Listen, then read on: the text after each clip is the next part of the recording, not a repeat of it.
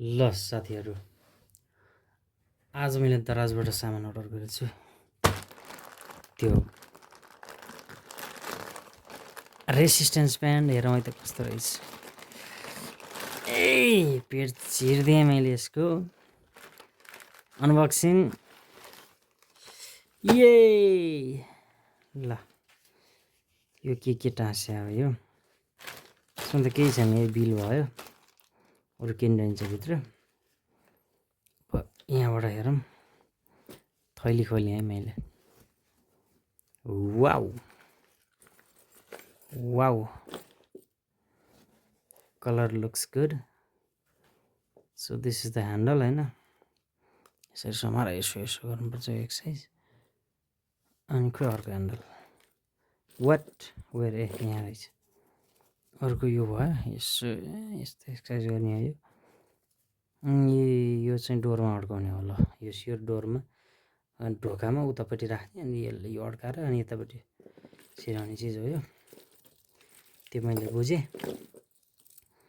अब यसलाई एसेम्बली गर्दाखेरि यो मलाई ट्युटोरियल केही पनि हेरेको छैन। ल यसमा चाहिँ हो, यो ह्यान्डलमा चाहिँ है साथीहरु। यसमा मैले पहिले ब्ल्याक हालेँ, बी रेड, ब्ल्याक रेड, अनि त्यसपछि ब्लू, बीआरबी जी वाई।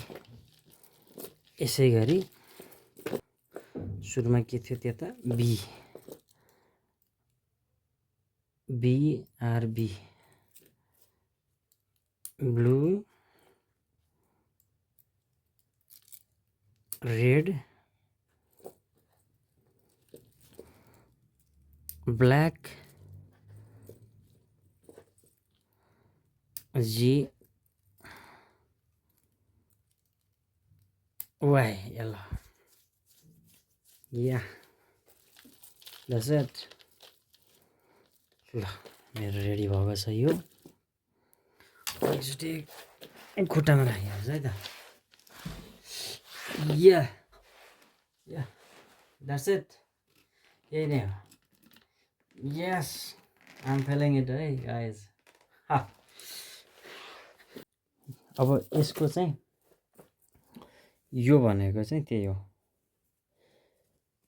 यो चाहिँ लाइक यसरी हाल्ने, यही नै हो खासै। मैले नि केही नै हेरेको छैन साँच्चै नै, तर यही नै हो। यो त केहीमा अड्काउने अनि यसरी तान्ने हो, त्यति नै हो। त्यही हो। अनि अर्को यसको चाहिँ युज अब तत्कालै देखिया छ।